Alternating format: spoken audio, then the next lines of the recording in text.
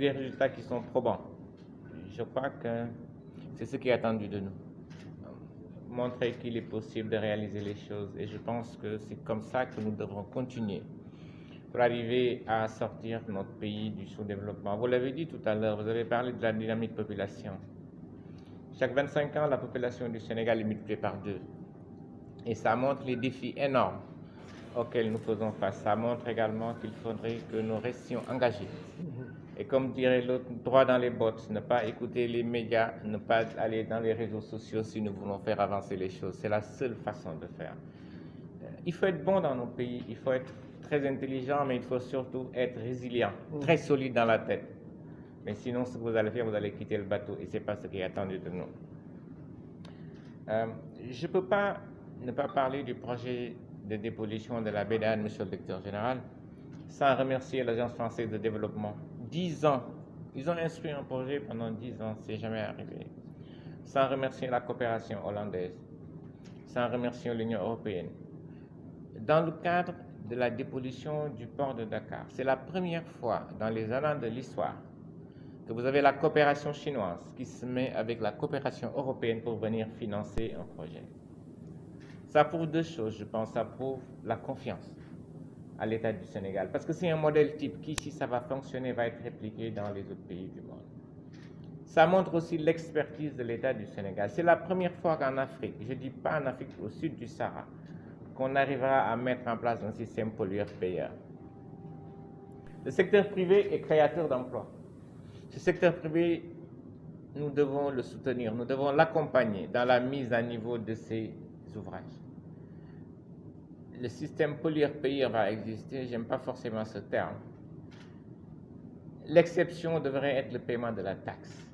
C'est ça qui devrait être l'exception, ça suppose qu'on devrait les accompagner. L'Agence française de développement est en train de travailler pour mettre à la disposition du secteur privé un fonds pour les accompagner.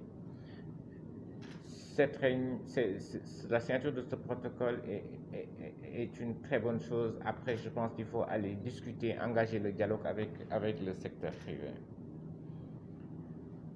Mesdames, Messieurs, le port de Dakar est la porte et la vitrine du Sénégal.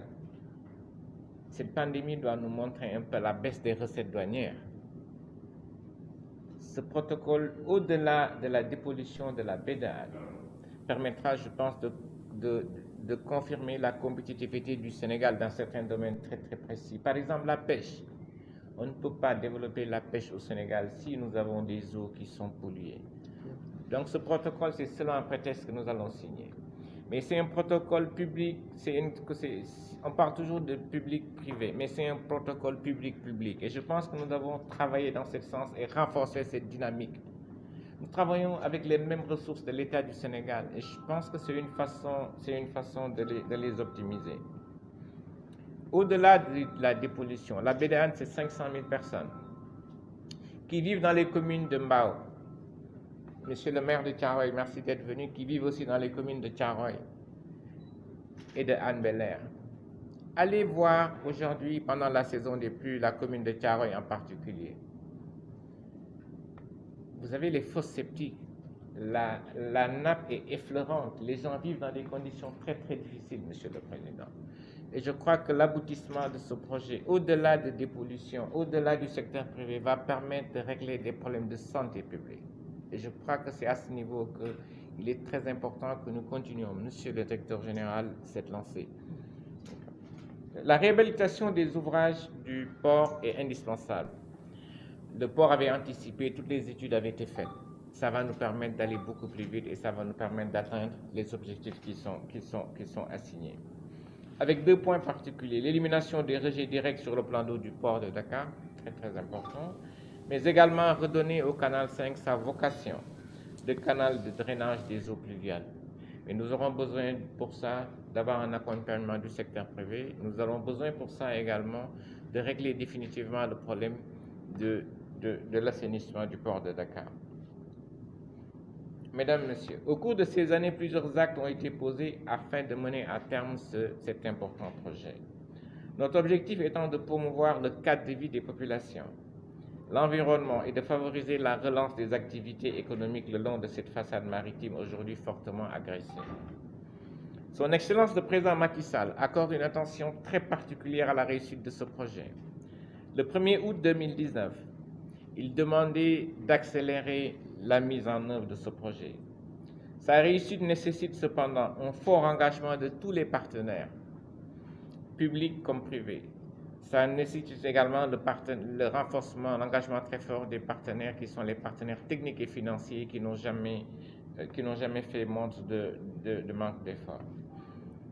Aussi, je tiens également à remercier tous les maires. On ne dit pas tout, parfois. Les bailleurs de fonds ont failli partir. Les 3 maires se sont joints à moi et nous avons fait le tour de beaucoup de ministres pour leur expliquer l'enjeu de ce projet. Et je pense que c'est pour ça que je tiens à remercier fortement le maire de Mbao, le maire de Thiaroye et le maire de Hann Bel-Air. Ils se sont fortement engagés pour la réussite de ce projet. Je rappelle qu'il y a 5 ans, un des bailleurs de fonds avait dit que ce projet ne m'intéresse plus à cause de problèmes d'organisation et était parti. Mais dans ce cas de figure, les maires s'étaient fortement engagés avec naturellement les populations. Je voudrais enfin réitérer toute la gratitude de l'État du Sénégal envers la communauté européenne, mais également envers la coopération chinoise, pour tous les efforts qui ont été déployés à travers le financement de secteurs aussi importants et stratégiques que celui de l'assainissement et particulièrement le port, le projet de dépollution de la baie de Hann. Je ne saurais terminer, Monsieur le Directeur général, sans rebondir sur ce dont vous venez de parler, cette pandémie. Nous sommes dans un tournant très très difficile.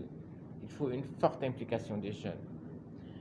Porter un masque, ce n'est pas seulement se protéger, mais c'est également protéger les parents, qui sont les plus vulnérables. Je pense que nous allons utiliser le même modèle que vous avez eu avec la Sénélec et travailler avec vous, pourquoi pas, dans une logique de répliquer ce système pour protéger les populations. En tout cas, je tiens à remercier toute l'Assemblée pour leur aimable attention. Merci.